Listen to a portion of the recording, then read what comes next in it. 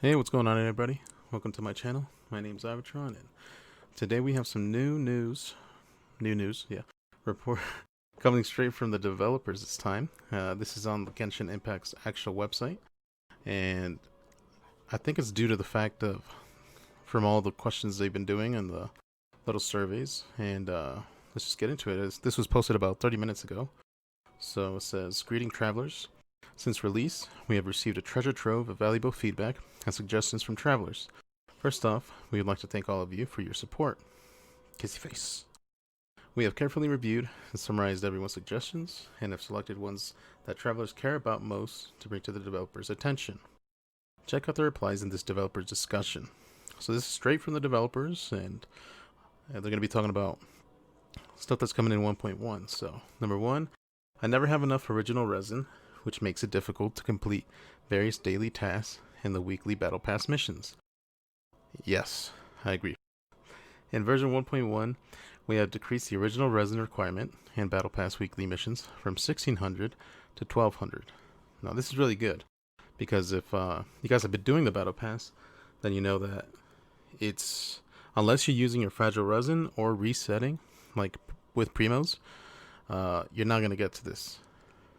So with 1200, it's going to make it a lot easier. And if you're doing the 160, which they're now saying that that's what's going to be increased to right here.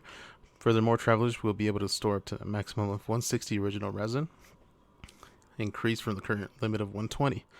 So that's one more world boss, or 3 more dungeons. So that's really, really good.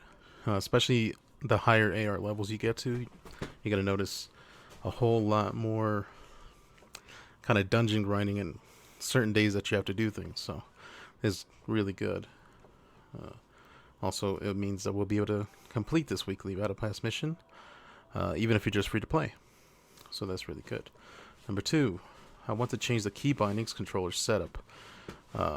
We are in the process of developing a key bindings and controller setup function, part of which will go live in version 1.1.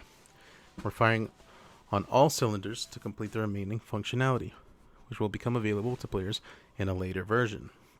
So this is really good, because one of the reasons I decided to play on controller was because, oh, don't mind my dog if you hear him flapping his ears, but I decided to play on controller because I couldn't map the keys to my keyboard, and I wanted to map a few things to make it easier to switch out characters and use abilities, and they wouldn't let me. Also, on the controller, it had a really weird setup where it switched some of the keys that or buttons that you normally used to, and it took some getting used to playing that way. But this is going to be good because this means a lot of people will now be able to use the mouse and keyboard, and same as controller, you'll be able to change what you do with it. So that's going to be really good, at least as far as for me. Mobile players and PS4 players, I guess you don't really have that issue. But let's get into number three. I wish there were more ways to filter artifacts. Yes, this is a big one, really big one. In version 1.1, we have added new filters for artifacts based on their basic attributes. Now, travelers will be able to easily filter artifacts by attributes. Interesting, okay. So, let's say you have maybe artifacts that you don't want, right? Like maybe defense percent, HP percent. If you could filter those and then just use those to feed in to the artifacts that you do want, that'll be a lot better. So you don't accidentally throw out, a good artifact that has, attack percent and crit damage and all that. This is going to be really good because right now it's kind of blind and you can't really see the stats when you're feeding an artifact in. So this is going to go a long way to saving some of those artifacts that maybe some of you lost. I know I did. So, number four, traversing the game world is time consuming. I want to be able to set my own teleport waypoints for areas that I frequently visit. We have developed an item that provides this kind of function, which will be available for free in a new system. Travelers can look out for this in version 1.1. This has not really been a problem for me, personally.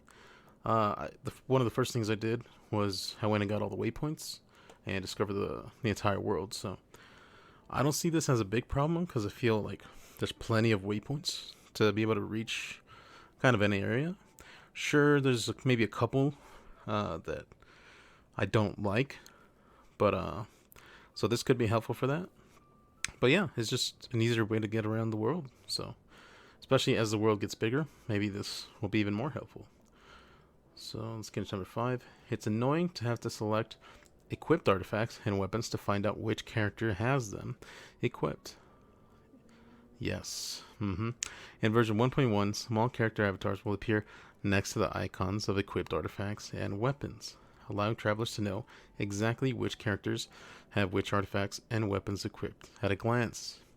This is pretty good. Let's say you were saving. I mean, currently right now, one of the ways that you can save your artifacts is to equip another character you're not using, and they're just not going to show up when you're trying to feed him. So that's one of the ways to save your artifacts for now, but this is going to be helpful as well. See who has which, and for example, you have 2 characters that are maybe main DPS and you want to switch out. You can switch the artifacts really easily, and it's not going to be kind of a pain to have to go select each one and see the name like, oh, this person has so and so. So this will just quality of life updates that I think are going to be pretty good. Now here's going to get into how is damage calculated when I have more than one shield, and which shield sustains damage first. In practice, when a character is hit, the damage sustained will affect every active shield simultaneously. After this damage is calculated, if the character still has shields remaining, the character themselves will not take damage. Example, let's say you are using the character, Beidou, with both her Tide Collar active at 100 and Noelle's Breastplate at 20. If a monster deals 10 damage to Beidou, Tide Collar now has 90 remaining, whilst Breastplate has 10 remaining. Beidou does not take damage. Alternatively, if a monster deals 50 damage to Beidou, Tide Collar now has 50 remaining, where a Breastplate has been exhausted and destroyed. Beidou does not take damage. If a monster deals 110 damage to Beidou, both shields are exhausted and destroyed, whilst Beidou takes the excess 10 damage. Okay, so it's just saying that if you have more than one shield applied, then the damage is going to go to both of them. Okay, so if one is less, then it's going to be destroyed, but the other one's also going to be taking, let's say 2 shields, half the damage. So, okay. I think it's just clarifying. People were maybe confused about that. Okay, so what's the thing behind this? Let's invite one of our developers to give us the lowdown on the thought process behind shield design. Using elemental interactions during combat is Genshin Impact's fundamental combat strategy. Building on this aspect of gameplay is the tactic of using elemental shields to absorb damage of the same element.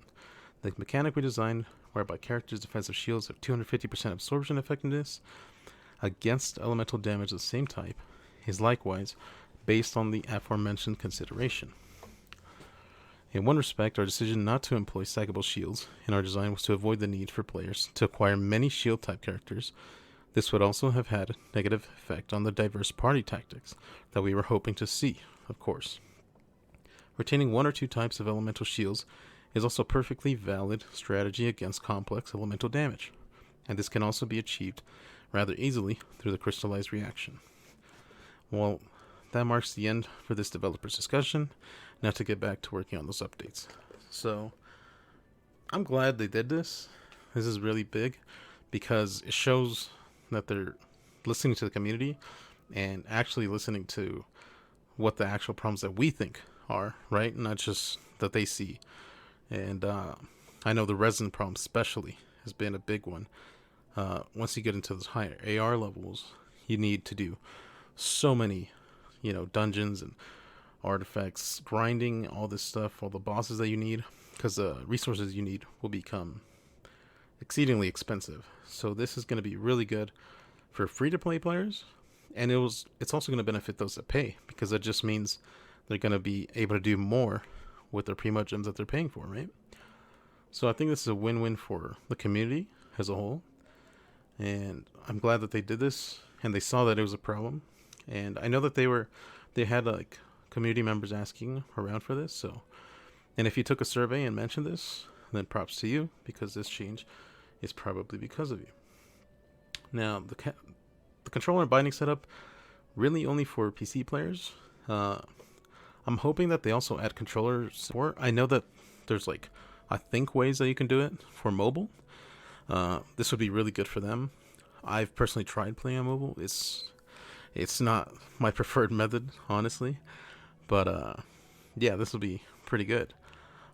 I might even switch back to keyboard and mouse. This will be really good for, because I think on even on a keyboard and mouse, you're able to set a hotkey for just switching and using the ability by just pressing one button. So that's going to be a lot better for your supports. Be able to go in and let's say Ventiult right away with just one button and not have to press two. I mean, it's not that big of a deal, but I guess, if you want to go a little sweaty, then there you go. The artifact thing is huge for me, at least. Uh, I know for sure that I have accidentally deleted some artifacts that I would have really liked to keep. Uh, so this is going to be really good, especially when you start amassing a lot of them. I know that the cap, at least that I ran into, was 999 artifacts, just because I was hoarding them. But when I started just feeding them to get some of the artifacts up, it kind of went sideways and I lost some good artifacts. So that's really good. And I'm sure there's going to be more stuff that they're going to talk about in the future. Also, we have the new characters coming. So this is going to be pretty good for the community and good for the game and the future of the game. So that's it for this video, guys. If you like, let me know. Let me know what you think in the comment section. I'll also post a link to this. Or if you want to just go ahead and go to Genshin, their official website, and go to news. It's right there. But yeah, this is going to be for me. Bye, guys.